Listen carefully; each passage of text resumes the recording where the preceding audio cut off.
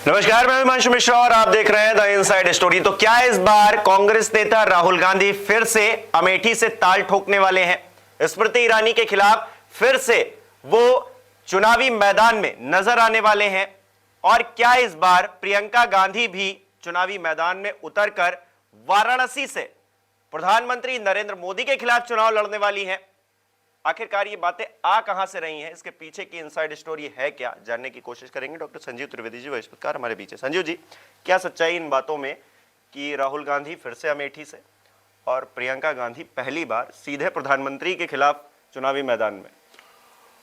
नहीं, देखिए, ये तो जो नए अध्यक्ष बने हैं उत्तर प्रदेश कांग्रेस के अजय राय, उन्होंने अपनी ही बात को दोहराया है। आप याद कीजिए, जब वो अध्यक्ष नहीं थे और कुछ दिनों पहले वो अमेठी आए थे, तो वहां उन्होंने इस बात को कहा था कि राहुल गांधी लड़ेंगे। उस वक्त उनकी बात को उतनी तवज्जो नहीं मिली, हालांकि राष्ट्रीय स्तर पर भी ये बात चर्चा में आई थी, लेकिन वो हमेशा से इस ध्येय के रहे हैं, इस भाव के रहे हैं कि अमेठी से राहुल गांधी को लड़ना ही चाहिए।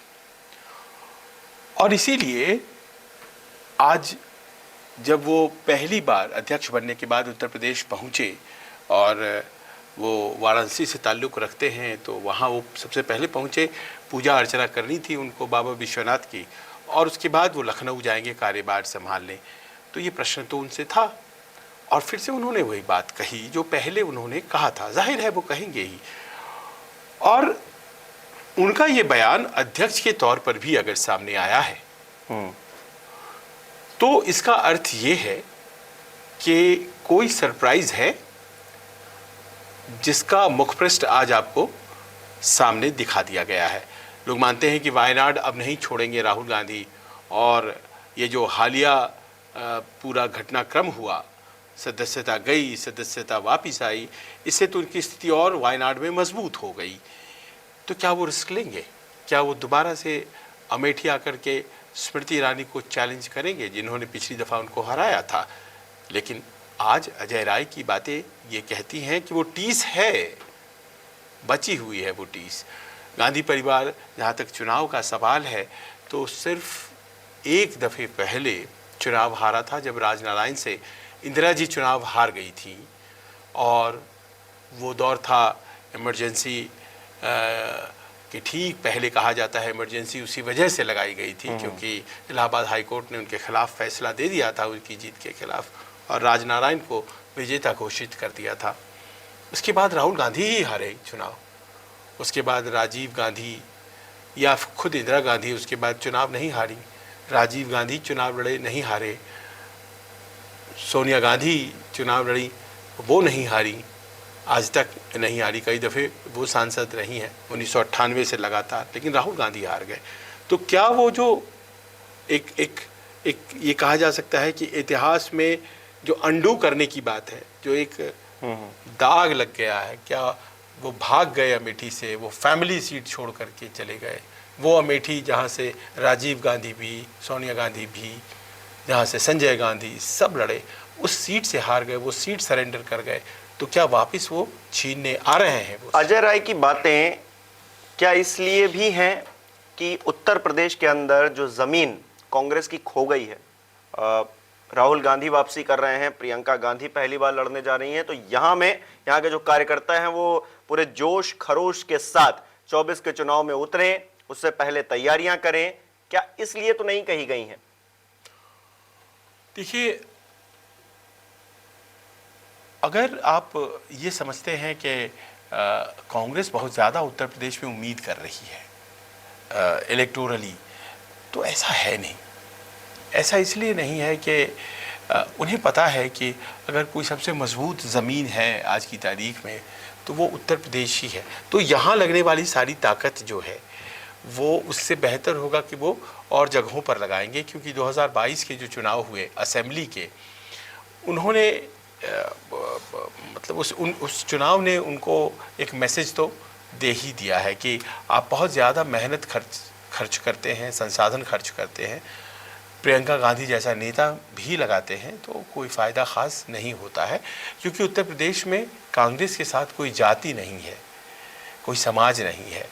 और ये सबसे बड़ी कमी उत्तर प्रदेश की caste divided communally sensitive state कही जाती है। लेकिन इस बार क्योंकि इंडिया गठबंधन बन रहा है और मायावती जी तो साथ है नहीं, खैर, लेकिन अखिलेश यादव जी साथ हैं, तो ऐसे में क्या कोई संभावना तलाशने की कांग्रेस भी कोशिश कर रही है? और देखिए, इंडिया गठबंधन में अगर गठबंधन हो भी जाता है, अगर हो भी जाता है, अव्वल तो अभी तक कुछ स्थिति साफ नहीं है, अगर हो भी जाता है तो वो जीत का कारक कुछ सीटों पर तो हो सकता है, जैसे कि अमेठी है मान लीजिए, जैसे कि रायबरेली है। वो पहले भी समाजवादी पार्टी के सहयोग और मदद से ही जीती जाती रही है, क्योंकि अगर अपना कैंडिडेट समाजवादी पार्टी वाले तब भी देते तो मुश्किल होती। तो वो इंडिया गठबंधन ज़माने से वहाँ चल रहा है और ये असर जो आप इक्वेशन बता रहे हैं उसका असर संभव है सुल्तानपुर पर हो। ये 3 सीटों पर होता दिखते हैं। एक आध सीट मान लीजिए कि कानपुर हुआ, ये सीट या कुछ और 1-2 सीटें ऐसी हो सकती हैं जहाँ पर दूसरे नंबर पर भारतीय कांग्रेस पार्टी आई थी भारतीय जनता पार्टी के खिलाफ। मेरे ख्याल दूसरे नंबर पर इन सीटों के अलावा एक सीट आई थी कानपुर की, जहां से श्री प्रकाश जायसवाल लड़ रहे थे, और दूसरे नंबर पर एक मात्र और उम्मीदवार आगरा नहीं फतेहपुर सीकरी से थे, जहां से राज बब्बर लड़ रहे थे। इसके अलावा दूसरे नंबर पर उम्मीदवार नहीं आए थे कांग्रेस के। पिछली दफ़ा एक फियास्को था। तो अब जहाँ दूसरे नंबर पर आए हैं तो लड़ाई वहाँ बनती है, पर यकाएक बहुत सी सीटों पर आ जाएंगे, 2009 वाला इतिहास दोहरा जाएगा और 20 सीटें ले आएंगे, ये संभावना अभी नहीं है उत्तर प्रदेश में।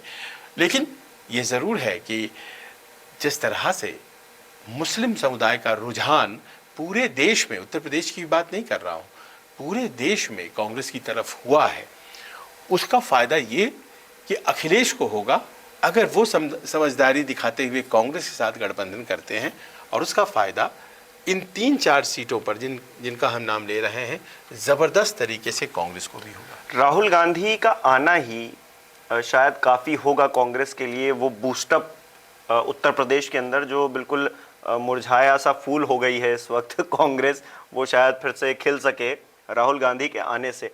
और राहुल गांधी पिछली बार भी हमने देखा कि 2 जगह से लड़े, वो वायनाड से भी लड़े, अमेठी से भी लड़े, तो क्या इस बार ये संभावना भी बन सकती है कि वो फिर से 2 जगह से लड़े?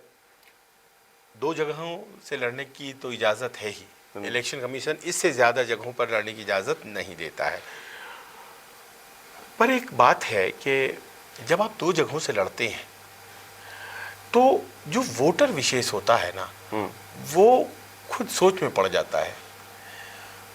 वो ये मानने लगता है कि मुझे राहुल गांधी अपना पहला विकल्प मान रहे हैं या नहीं। ये सामान्य तौर पर हमारे आपके एज ए वोटर दिमाग में आ जानी है बात। तो पिछली दफ़ा जब उनकी हार हुई तो कांग्रेस पार्टी के भीतर ये बहुत ही ज़बरदस्त तरीके से मंथन चला कि हार की वजह क्या है। चुनावी हार अपनी तरफ, राहुल गांधी की हार बहुत बड़ी चीज़ थी, वो अपनी तरफ, उस पर बहुत मंथन हुआ। और आपने देखा होगा उसका असर था कि उन्होंने कांग्रेस अध्यक्ष पद से इस्तीफा दिया। और जब कांग्रेस अध्यक्ष पद से इस्तीफा उन्होंने 2019 में दिया था, उसमें लोगों ने यही समझा कि कांग्रेस हार गई, तो उन्होंने अध्यक्ष पद से इस्तीफा दिया। बहुत अंदर के लोग हैं वो ये मानते हैं कि वो अपनी हार से बहुत ही व्यथित थे। उन्होंने नहीं, वो बैकआउट करने में उन्होंने बहुत टाइम भी लगाया, हमने देखा राहुल गांधी। वो जो उनका एक गेम प्लान था कि हम 2 जगहों से लड़ा जाते हैं। जिस दिन उन्होंने वायनाड की घोषणा कर दी, 40-50 हज़ार वोट जो फेंस सिटर वोट थे, वो तो यूं ही हाथ से निकल गए। जब आप उनके पहले विकल्प नहीं रह जाते हैं और एक व्यक्ति है जो कह रहा है कि मैं आपके लिए खड़ी हूँ यहाँ पर, तो लोग भाग उधर चले जाते हैं। तो हार का फासला तो यही था ना, यही 40-50 हज़ार वोटों से हार हुई थी। 42-43% राहुल गांधी लेके आए थे, 48-49% स्मृति ईरानी वोट लेकर के आई थी। तो यही फासला था ये 40-50 हज़ार का, और 40-50 हज़ार यूं निकल गए इस एक फैसले की कि मैं वायनाड भी लड़ूंगा। मुझे वो दिन अच्छे से याद है। बहुत से लोगों ने कहा कि ये क्या कर दिया, लड़ते लड़ते हार जाना और हार के डर से पहले ही एक सीट तय कर लेना, इसको पसंद नहीं किया। और गांधी इसको इस तरह से नहीं देखते हैं। यूपी वाले वो मानते हैं कि बड़े खतरनाक तरीके से उनकी तैयारी होती है, बाकी जगहों पर रहे चाहे नहीं रहे, लेकिन अमेठी रायबरेली में उन्हें कोई नहीं हरा सकता है। यानी कि लड़े तो एक ही जगह से लड़े, और खासकर अमेठी से जब लड़ रहे हैं तो कहीं और से नहीं लड़ना है, क्योंकि आपके खिलाफ जो ऐसा कैंडिडेट है जो एक तो सक्रिय भी है, ये नहीं कह सकता कोई कि वो सक्रिय नहीं है, वो अपने क्षेत्र में सक्रिय भी हैं, काम भी करवा रही हैं, और कहती भी हैं, वहाँ जाती भी हैं, और बड़े मतलब अपने जो जिस अंदाज के लिए वो जानी जाती हैं उस अंदाज से कहती हैं कि राहुल गांधी आए दोबारा लड़ें आके, तो एक उनके अंदर वो कॉन्फिडेंस झलकता है। तो राहुल गांधी अगर जाए भी वहाँ तो दूसरी जगह ना जाए, सिर्फ वहीं पे ध्यान फोकस करें और फिर वहाँ मेहनत करें, तब तो संभावनाएं बनेंगी। राहुल गांधी को अपनी राजनीति में ये जो एक बॉक्स है उसको टिक तो करना पड़ेगा। वो इस चुनाव में करें आगे करें, उन्हें अमेठी रिक्लेम करनी पड़ेगी। और वो हार का जो एक यहाँ ठप्पा लग गया है उसे उस ऋण से ऋण होना तो पड़ेगा ही उन्हें या फिर किसी भी गांधी परिवार के शख्स को। मुझे लगता है कि राहुल गांधी के लिए व्यक्तिगत रूप से ये इम्पोर्टेंट है कि वो जीते। देखिए गांधी परिवार का कोई भी शख्स जीत जाता है पर वो बात तो खत्म होगी नहीं। जो बात शुरुआत में हुई है कि भाई हार गए, जाइंट किलर हैं स्मृति ईरानी, सब मानते हैं इस बात को। और मुझे ये लगता है कि अगर वो संजीदगी से चुनाव लड़ते हैं तो ऐसा नहीं है कि अभी मामला एक तरफा है अमेठी में। बावजूद इसके कि सब कुछ भारतीय जनता पार्टी की तरफ जाता हुआ उत्तर प्रदेश में दिखाई पड़ता है, इसके बावजूद कह रहा हूं अमेठी में गांधी परिवार ने वोट बैंक को बनाने में ना बहुत समय लगाया है और कई दशक कई जनरेशन में वो एक वोट बैंक तैयार किया है। और जिस तरह से उनको मदद की जाती है उस क्षेत्र के लोगों को, यदा कदा जो उनके मसाइल होते हैं, मसले होते हैं, उनके हल में उनकी आर्थिक ज़रूरतें होती हैं, वो किस तरह से, तो वो जो अमेठी रायबरेली और सुल्तानपुर ये जो पूरा इलाका है इसमें प्रभाव क्षेत्र कहा जाता है और जिसका एपी सेंटर जो है वो अमेठी रायबरेली है।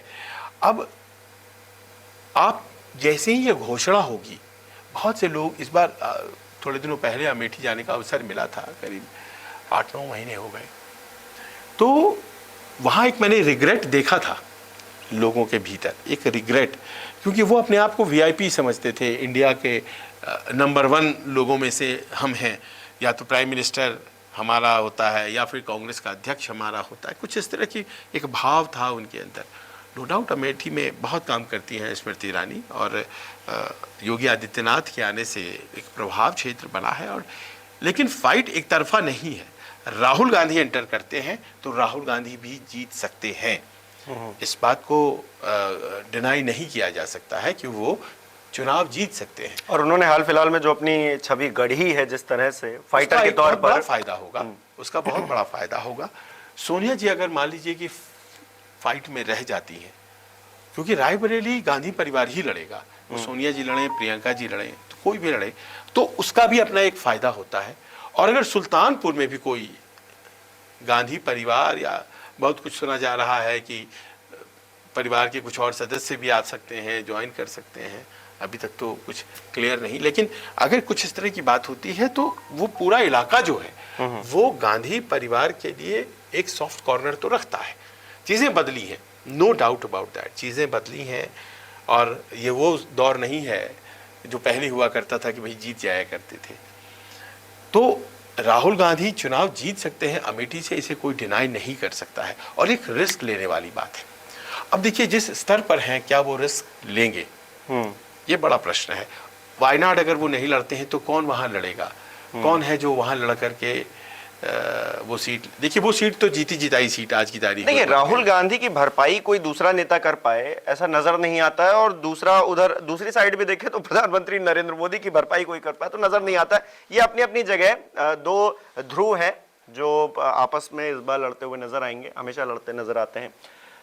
अब आते हैं प्रियंका गांधी पर। राहुल गांधी बेटे हैं तो गांधी परिवार की बेटी हैं प्रियंका गांधी, अब प्रियंका गांधी क्या नरेंद्र मोदी के खिलाफ चुनाव लड़ जाएंगी? क्योंकि जो नए नवेले अध्यक्ष आए हैं वो तो यही बता रहे हैं, लेकिन क्या सोनिया की जगह वो भरपाई करेंगी, या फिर जो आप बता रहे हैं कि एक सीट और है जिस पे वो खड़ी हो सकती हैं और उस पर फाइट कर सकती हैं, और थोड़ी बहुत जो बिल्कुल आग है उसको चिंगारी तो दे ही सकती हैं कि थोड़ा बहुत मजबूत हो एरियाज उत्तर प्रदेश में? देखिए, आप प्राइम मिनिस्टर से चुनाव लड़ने की बात कर रहे हैं। प्राइम मिनिस्टर से चुनाव लड़ना वो घोषणा करने के लिए तो अच्छी बात है ये, लेकिन हवा बनाने किसी को, हाँ, किसी को आप पहला ही चुनाव प्राइम मिनिस्टर के खिलाफ लड़ावा करके आप उसके करियर के साथ क्या, देखिए ये तो मतलब तय है कि चुनाव में कुछ भी हो सकता है, कोई किसी को हरा सकता है, पर हम लोग एक थियरी ऑफ प्रोबेबिलिटी भी होती है और उस थियरी के अनुसार भी जाया जाता है। अमूमन प्रधानमंत्री चुनाव नहीं हारते, चीफ मिनिस्टर चुनाव नहीं हारते। चीफ मिनिस्टर अगर हारते हैं तो खबर बन जाती है, और बहुत कम ऐसे वाकये हुए हैं। मुझे अपने करियर में बहुत ज़्यादा नहीं, एक बस शिबू सोरेन का मुझे याद है कि वो चुनाव बाई इलेक्शन हार गए थे, जब उनको दोबारा से सीएम बनना था तो वो चुनाव हार गए थे। और शिबू सोरेन बहुत ऑर्गेनाइज्ड पॉलिटिशियन नहीं रहे, बड़े ईमानदार, सीधे, और जिस तरह की ट्राइबल पॉलिटिक्स होती है उसमें रचे बसे हुए। पर अदरवाइज मतलब मुख्यमंत्री अपना ही चुनाव हार जाए, इसके उदाहरण आपको कम मिलेंगे। हो सकता है मैं एक आध मिस कर रहा हूँ। उसी तरह से प्रधानमंत्री इंदिरा जी भी अगर चुनाव राजनारायण से हारी तो वो चुनाव जीतने के बाद हारी। कोर्ट ने कहा कि आप नहीं जीती हैं तो आप हार गए चुनाव, तो अपनी सीट बचाना। हाँ, तो ये बहुत बड़ी बात नहीं। अब आप प्रियंका गांधी की स्थिति देखिए। प्रियंका गांधी वो एक, जैसे कहते हैं ना कि बहुत अच्छा कोई डायरेक्टर होता है, वो एक से एक फिल्में डायरेक्ट, वो एक्टर अभी तक नहीं बन पा रहा है। आपने देखा होगा, मैं नाम भूल रहा हूँ, जिन्होंने दिल चाहता है बनाया था उसमें, और रॉक ऑन और ये सब, फरहान अख्तर, वो बड़े अच्छे डायरेक्टर हैं, लेकिन उन्होंने बाद में एक्टिंग भी शुरू कर दी और अच्छे एक्टर भी बिल्कुल हो गए। लेकिन उनकी जो पहली विधा थी वो डायरेक्शन है। नहीं, उनके वो तो मल्टी टैलेंटेड हैं। आज की तारीख में उनको तो आप देखिए कि वो प्रियंका जी हमेशा चुनाव लड़वाती हैं, जितवाती हैं, और वो आज से नहीं, जब सोनिया जी पहली दफा उतरी थी 1998 में रायबरेली, वो तब से अमेठी, तब से, और उसके बाद फिर राहुल गांधी जब 2004 से आए तब से, और मैंने अपनी आंखों से देखा कितनी मेहनत वो करती हैं। सुबह से निकलना, बहुत देर रात लौटना, फिर सुबह। ये 2004 से और 2000 से और 98-99 का सिलसिला मैं आपको बता रहा हूँ, और आज तो और मेहनत बढ़ गई है उनकी। वो अब उनके लड़ने का टाइम आ गया है। रॉबर्ट वाड्रा की जो बातें सामने आई थी, बड़े स्पष्ट तौर से कह रही थी कि परिवार चाहता है कि वो लोकसभा पहुंचे। बहुत हुआ डायरेक्शन, अब सामने जो है एक्टिंग भी करना है, क्योंकि वो मिस करती होंगी और वो नहीं चाहती होंगी कि वो राज्यसभा से आए। आप एक एक्टिव पॉलिटिशियन जो होते हैं वो राज्यसभा से नहीं आना चाहते, बिल्कुल, है ना। जो लोकसभा जीत सकते हैं वो राज्यसभा से नहीं आना चाहते, और मैं कई पॉलिटिशियंस को जानता हूँ जो राज्यसभा में हैं और छटपटाहट है उनके अंदर कि अविश्वास प्रस्ताव में मैं नहीं हूँ, मैं लोकसभा में नहीं हूँ, तो वो सब चाहते हैं, तो वो आएंगे तो लोकसभा से ही। लेकिन आप पहले ही चुनाव में उनको, आप वाराणसी की बात, ये बार बार जो शिगुफा छोड़ा जाता है, ये अजीब सा है। मुझे ये लगता है, और थोड़ी बहुत इस बारे में जानकारी भी है, कि सोनिया जी की जगह रायबरेली से वो चुनाव लड़ेंगी। सोनिया जी क्या इतनी अस्वस्थ हैं कि वो इस बार चुनाव न लड़ें? ये भी एक सवाल है। हालांकि जिस तरह से एक्टिव दिखी हैं वो, आप देखिए ना, कर्नाटक में भी वो गई, भले ही थोड़े टाइम के लिए, कुछ टाइम दिया, लेकिन वो गई। जो मीटिंग हुई इंडिया गठबंधन की, उसमें भी उन्होंने अपना योगदान दिया। इस बात को भी समझिए कि एक उम्र भी होती है, केवल मर्ज ही नहीं है ना। एक उम्र है उनकी, और वो उम्र भी ऐसी है कि जिसमें क्या बहुत से लोग राजनीति से रुखसत कर लेते हैं। उनकी मौजूदगी का बड़ा प्रभाव है। अनब्लेमिस्ड रिकॉर्ड उनका है, करियर में कोई दाग नहीं है, लगातार चुनाव वो जीतती चली आ रही हैं, 19 वर्षों तक कांग्रेस की अध्यक्ष रही हैं, और आपकी नेतृत्व क्षमता जो होती है तब ज़्यादा सम्माननीय हो जाती है जब आपका सम्मान पार्टी से बाहर भी है। जैसे यूपीए में, बाहर के दलों में, तो उस फिगर के तौर पर वो राजनीति में हमेशा रहेंगी, लेकिन अपनी सीट से अपने बेटी को आगे आने देना और एक तरह से उसको सेफ सीट, अगर मान लीजिए थोड़ी देर के लिए, इतना भी सेफ नहीं है रायबरेली, लेकिन फिर भी अगर मान लीजिए पूरा परिवार लगता है और ये इंडिया गठबंधन वाली बात सामने आती है, सपा का सहयोग भी मिलता है, तो ठीक है। वो मतलब वो सीट अमेठी और रायबरेली से अगर राहुल आते हैं तो जीती जा सकती है और दोनों लोग लोकसभा पहुंच सकते हैं। वायनाड हमेशा से राहुल रहेंगे वहाँ, क्योंकि उन्हें पता लग गया है कि ये वो लोग हैं जो उन्हें पसंद करते हैं और कभी भी विपत्ति में वो जा सकते हैं, दक्षिण में बहुत मजबूत है। पर ये जो एक बार उन्हें अमेठी आना है और एक बार अमेठी जीतना है, ये ज़रूरी है। और उसमें आप सोचिए ज़रा कि उसमें राहुल अगर इतना बड़ा रिस्क लेने आ रहे हैं, उसमें वो वाराणसी नहीं जाएंगी प्रियंका, वो रायबरेली ही रहेंगी, क्योंकि एक साथ एक परिवार में दो बड़े बड़े रिस्क नहीं लिए जाते हैं, पॉलिटिकल रिस्क।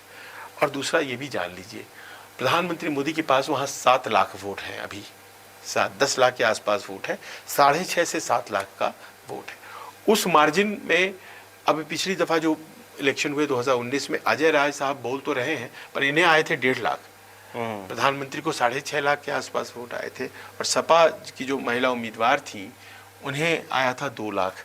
तो कुल अगर मान लीजिए एक भी हो गए तो 3.5 लाख होता है। मैं नहीं मानता हूं कि जो जोड़ दिया गया वही आ जाएगा, लेकिन फिर भी 6.5 लाख 3.5 लाख का फिर भी फासला रह जाता है। जब अरविंद केजरीवाल लड़े थे तो 2 लाख वोट पाए थे, और ये वो अरविंद केजरीवाल थे, ऐसा लग रहा था कि वो दुनिया पलट देंगे जब वो गए थे आपको वाराणसी लड़ने के लिए। तो मुझे लगता है कि ये बहुत ही ज़्यादा एक समझदार कदम नहीं होगा कि प्रियंका जी को, हालांकि बोलने के लिए माहौल बन जाता है, और संजय राउत ने भी हाल ही बोल करके वो माहौल शुरू कर दिया था। और पिछली दफा अचानक से प्रियंका जी, एक बार उनसे सवाल कर दिया गया था कैंपेन के दौरान, तो कह दिया था लड़ जाऊं वहां से, लेकिन बाद में उन्हें रोका गया, और सुनते हैं राहुल गांधी ने ही रोका था। तो इस बात की संभावना मुझे कम नजर आती है। चलिए, कुछ बातें कई बार राजनीति में कही जाती हैं कि माहौल बन जाए, और चुनाव क्योंकि आ रहा है तो माहौल तो बनेगा ही, स्टेज तो सजेगा ही। और 24 में क्या राहुल गांधी अमेठी आ रहे हैं और प्रियंका गांधी वाराणसी काशी जा रही हैं, ये सवाल अब उठते रहेंगे। हालांकि आधिकारिक तौर पर कोई ऐलान नहीं किया गया है, लेकिन नेता कह तो रहे हैं। तो कितनी सच्चाई आपको नजर आ रही है, आपको क्या लग रहा है माहौल देखकर, अभी से हमें कमेंट करके बता सकते हैं। बहुत बहुत शुक्रिया।